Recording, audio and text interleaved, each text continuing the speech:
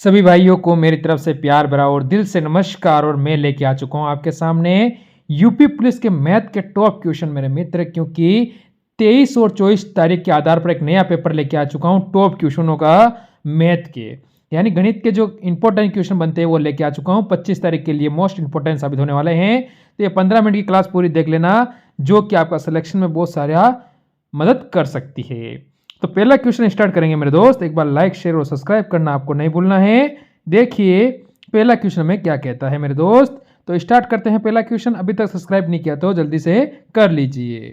15 किताबें 2200 रुपये में बेची गई, जिसमें से 5 किताबों का लागत मूल्य प्राप्त हुआ है। किसी पुस्तक का लागत मूल्य ज्ञात कीजिए।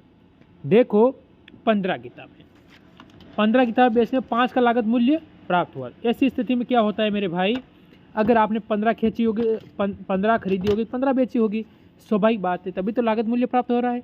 चलो ठीक है, पहले आपने क्या किया था, 15 खरीदी थी, ठीक है, और 15 आपने बेच दी थी, यही हुआ, तभी तो भाई अपने लाभ और हानि प्राप्त हुई ना। ठीक है, एसपी और सीपी हम कर देते हैं 15-15। अंतर कितने का आया, 5 का। ठीक है, अंतर कितने का आया, 5 का। ठीक है, चलो देखो, इसको आप क्या कर लो, क्रॉस कर लो। ठीक है, इसे हम क्या करेंगे, क्रॉस में कर लेते हैं। जो दिया है किताब, 5 किताबों का अंतर है, क्रॉस गुणा कर लो इनको। ठीक है, तो देखो 1 मिनट बाद आप एक बार सही देख लो। अब देखो इसको, तो 15 एसपी हमारे पास क्या आया। ठीक है, 15 एसपी बराबर सीपी 20 हो जाएगा, क्योंकि 15 और 5 कितने होते हैं, 20 हो जाते हैं। अब इनको क्रॉस कर लो, आप क्रॉस करेंगे तो कितना हो गया, 20 और 15। ठीक है मेरे भाई, 20 और 15 हो गया। अगर हमें 20 किताबों का मूल्य कितना है, जो दे रखा है वो दे रखा है 2200। ठीक है, अगर 20 को मैं 2200 से काटूंगा कितना हो जाएगा, 0 से 0, 2 से काटो 110। कितना आया मेरे भाई, 110 आया है। ठीक है, हमारे पास कितना आ गया, 110 आया है। यानी हमारा जो उत्तर है वो हो जाएगा ऑप्शन नंबर सी, जो हमारा बिल्कुल ऑप्शन नंबर ए हमारा बिल्कुल सही होगा। ऑप्शन नंबर ए हमारा एकदम सही है, 110। फिर आगे चलो अगले क्वेश्चन में। देखो अगला क्वेश्चन क्या कहता है मेरे भाइयों। अगला क्वेश्चन हमें कहता है 70 विद्यार्थियों की एक कक्षा में 70% लड़कियां और शेष लड़के, यानी 70% लड़कियां तो 30% स्वाभाविक लड़के ही होंगे, बाकी कोई बात नहीं है। ठीक है, यदि लड़की के अंकों का औसत कितना है, 30, और लड़कों का औसत अंक कितना है, 40, पूरी क्लास कक्षा का औसत अंक क्या होगा। मेरे को बताओ भाई। मैं आपको यहाँ से छोटी सी बात बताऊँ, जैसे गर्ल्स और बॉयज़, गर्ल्स कितनी है, 70%, और बॉयज़ कितने हैं, 30%, टोटल कितने होंगे, 100%। तो एक जीरो से एक जीरो को जीरो काट दूँ मैं, तो अनुपात आएगा 7:3, और इधर 10 आ गया। क्या दोनों करके 10 हो रहे हैं भाई, छोटा हुआ कि नहीं हुआ। ठीक है, यानी अगर सभी का टोटल तो 30-30 हो गई होगा, स्वाभाविक बात है। तो मैं टोटल अगर 30-30 मानूँ, ठीक है, और फिर आगे देखो क्या करोगे, तो इधर कितने, 3 लड़के और बचते हैं भाई, 3 ही बचते हैं ना। ठीक है, और तीनों का औसत अंक क्या है, 10 है। तो हम देखो 3 इंटू में क्या करो, 30, 10, क्यों 10 है ना, तो 10 से भाग दीजिए 10, यानी हर में क्या बचेगा, 3-3 और प्लस होगा। तो यहाँ 3-3 और प्लस कर दो, कितने हुए, 33, यानी ऑप्शन नंबर अपना ए बिल्कुल सही हो जाएगा। कौन सा सही होता है, ऑप्शन नंबर ए। फिर हम आगे चलेंगे, अगले क्वेश्चन देखो। यदि किसी संख्या में 30% में से 60 घटा दिए जाए तो परिणाम में 120 आता है, संख्या का मान क्या होगा। यानी वो ओरिजिनल संख्या क्या है, हमसे ये पूछा है। मैं मान लो अगर x बराबर कोई संख्या है मेरे पास 100 होगी। ठीक है, बराबर कितनी है, 100% मान लूँ, कोई संख्या 100% होती है। ठीक है, इसने कहा है कि 30% बराबर कितना है, -60, ठीक है, बराबर 120। क्या हमें यही दे रखा है, ये क्वेश्चन ने दिया है, मैंने कुछ नहीं किया। यानी अगर मैं इसमें देखूं आपको, तो देखो आप क्या होगा, तो आपको क्या करना है, इनको जोड़ देना है। ठीक है, तो 60 और 120 कितना हो जाएगा, जल्दी बताओ। 30 बराबर आ जाएगा, 30% बराबर आ जाएगा, कितना आएगा, 180 आ गया। यानी मैं 0 से 0 काट दूँ यहाँ पर, और 3 से 6 18 काटूँगा 6, यानी 1 की वैल्यू मेरे पास कितनी आई मेरे भाई 6 आ गई है। ठीक है, तो मेरे को 100 की वैल्यू चाहिए, तो मैं इंटू 100 कर देता हूँ मेरे भाई। अगर इंटू मैं 100 करता हूँ यहाँ पर, जो हमारा उत्तर आएगा वो क्या आएगा, वो आएगा 600 मेरे भाई। अपना उत्तर आएगा 600, जो कि ऑप्शन नंबर सी में दिया हुआ है। बताओ मेरे किसी भाई और किसी बहन को कोई डाउट हो तो, नहीं हो तो हम फिर अगले क्वेश्चन की ओर बढ़ेंगे।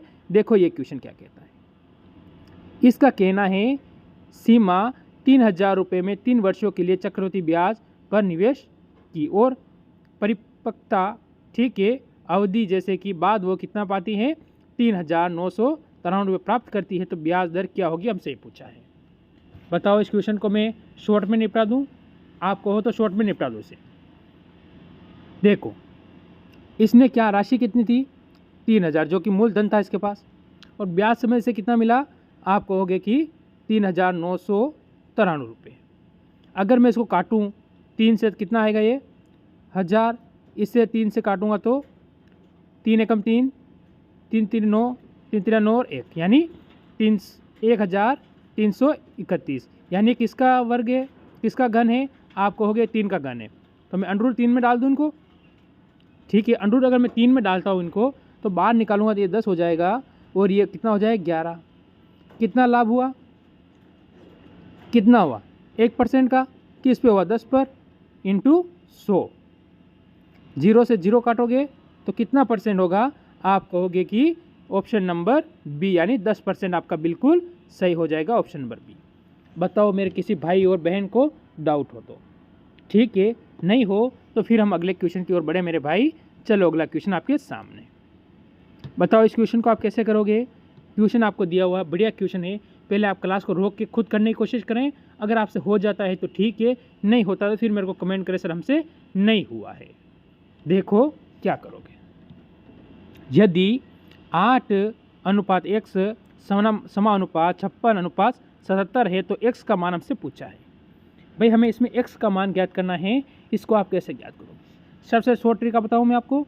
चलो 8 ठीक है, अनुपात कितना दे रखा है हमें, चलो मैं ऐसे लिखता नहीं हूँ, इससे आपका टाइम खराब होगा। चलो देखो इसमें x की वैल्यू बराबर 56 है और 8 के क्या है 77 है, यानी आपका सेट हो चुका है। अभी सेट हो चुका ना। चलो अब इसको हम निकालते हैं। तो मैं 8 × 77 बराबर करता हूँ और x इंटू क्या कर दूंगा 56 कर देता हूँ। क्या मेरे किसी भाई को यहाँ पर डाउट है? अगर नहीं हो तो आप ज़रूर कमेंट करें कि आपको कोई डाउट नहीं है। चलो मैं इसको काटूँ, 8 से 56 कटेगा कितनी बार जाएगा 7 बार। ठीक है, 7 से मैं 77 को काटूँगा कितनी बार जाएगा 10, 77 कितनी बार होगा 11 बार। ठीक है, तो जाने मेरे x की जो वैल्यू आई बराबर वो आई 11। अगर वो 11 आ रही है तो ऑप्शन नंबर 4 मेरे भाई बिल्कुल सही होगा। ये ऑप्शन नंबर 2 होगा, ये ऑप्शन नंबर 3 होगा। तो हमारा उत्तर तो बिल्कुल आया ऑप्शन नंबर 4। 4 में क्या दिया हुआ है मेरे भाई, आप कहोगे कि 4 में हमें दिया हुआ है क्या 11। फिर इस क्वेश्चन की ओर आओ।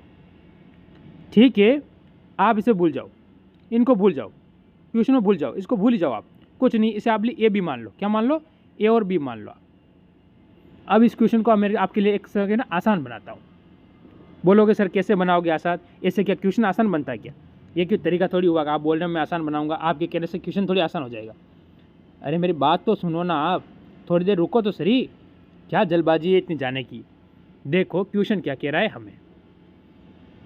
10 पुरुष किसी काम को 15 दिनों में तथा 15 महिला उस काम को 12 दिनों में समाप्त कर सकती है। तो ए पुरुष और बी महिला मिलकर उस काम को कितने दिनों में समाप्त करेंगे, बस यही बात हो रही है। ठीक है, मैंने माना कि देखो इस क्वेश्चन को कैसे करोगे। कितने दिनों में करते हैं 15 और 12 दिनों में। क्या ये दे रखा है 15 और 12 दिन दे रखे हैं या नहीं दे रखे? दे रखे हैं। टोटल कर दो इनको, कितना होगा 27। 12 और 15 कितना होता है 27। आज मैं नई ट्रिक लाया हूँ आपके लिए। देखो 27 हुआ, 27 को मैं अगर 3 से काटूंगा 9 बार जाएगा, 3 से 12 काटूंगा 4 बार जाएगा, फिर 3 से काटूंगा इसको तो ये 15 5 बार जाएगा। क्या आपको डाउट नहीं है? दोनों को इंटू कर दो मेरे भाई, कितना हो जाएगा आप कहोगे सर 20 आ रहा है तो हमें पता है, चलो ठीक है पता है, तो मैं वही चाहता हूँ ना आपको पता होना चाहिए, ठीक है। फिर हम देखें अगर 20 हो गया तो मैं क्या करूँ, नीचे कितना बचा मेरे पास 3 को लेके आ जाता हूँ, तो 3 कितना हो जाएगा जल्दी बताओ, 6 18 बचे 2/3, क्या ये कहीं दिया हुआ है आपको, अरे कहीं दिया हुआ है क्या, ऑप्शन नंबर बी में दिया हुआ है।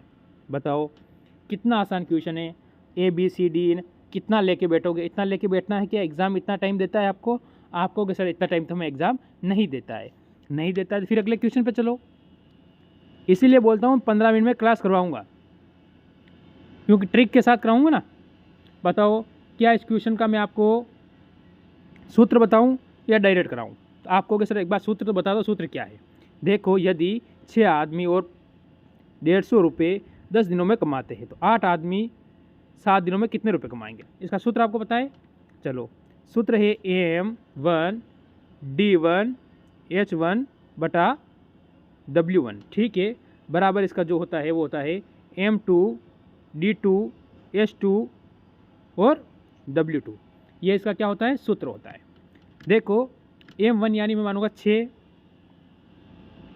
× 10 दिन, ठीक है, रुपये कितना कमा रहा है, आप कहोगे कि रुपये कमा रहा है, कितना कमा रहा है बताओ 150, ठीक है, बराबर देखो क्या कर रहे हैं, 8 आदमी और 7 दिनों में कर रहे हैं, ठीक है, 8 आदमी × 7 दिन कर रहे हैं, और रेट हमें ज्ञात करनी है कि आखिर कितने पैसे कमाएंगे। भाई इनके पैसे हमें ज्ञात करने हैं कि कितने पैसे कमाएंगे, तो मैं क्या करूँगा बताओ। देखो इसको काटूँ मैं, 0 से 0 को काटूँगा, 3 दूनी 6, 3 दिया कितना होगा, 3 से 5 15, चलो ठीक है, 2 से काट दो इसको, 8 को 4, ठीक है, 4 × 5 करूँगा कितना होगा 20, और 20 × अगर मैं 7 करूँगा तो होगा 140 रुपये में, यानी ऑप्शन नंबर हमारा मेरे भाई कौन सा होगा, ऑप्शन नंबर ए बिल्कुल सही हो जाएगा। बताओ इसमें मेरे भाई और बहन किसी को भी अगर छोटा सा भी डाउट हो तो बताओ, क्या डाउट है इसमें, नहीं हो तो अगले क्वेश्चन पे चलूँ। चलो अगला क्वेश्चन देखो, ये क्वेश्चन आपके सामने आया है, बताओ इस क्वेश्चन को आप कैसे करोगे, किस तरह से इस क्वेश्चन को करोगे आप, जल्दी देखो। यदि कलम की कीमत में 20% की कमी होती है तो एक व्यक्ति 100 रुपये में 10 कलम अधिक खरीद सकता है, प्रत्येक कलम की नई कीमत क्या होगी। अगर आप कहीं दुकान पे पेन कॉपी लेने गए हो, 1 मिनट मेरी बात सुनना आप, और वहाँ पर आपको पता चला कि उसकी कीमत में 20% कम हो गया, यानी पहले उस पर आपको पता है कि 10 रुपये लगता था, अब 10 रुपये की जगह उसके 8 रुपये लग रहा है, यानी 20% कम हुआ है, 8 रुपये लग रहा है, ठीक है। अभी 5 रुपये लगते थे, अब 4 रुपये लग रहे हैं, ठीक है, समझ में आई। तो आप क्या करते हो, 100 रुपये लेके गए और आपको 10 कलम अधिक मिल गए, यानी आपको मज़े ही पड़ गए, ठीक है। तो देखो 20% का मतलब क्या होता है, भिन्न रूप क्या होता है, काटूंगा तो 1/5, ठीक है। तो आपको पता है पहले 5, अब कितना 4 हो गया, ठीक है, ये तो क्या थी कीमत। अब एक खपत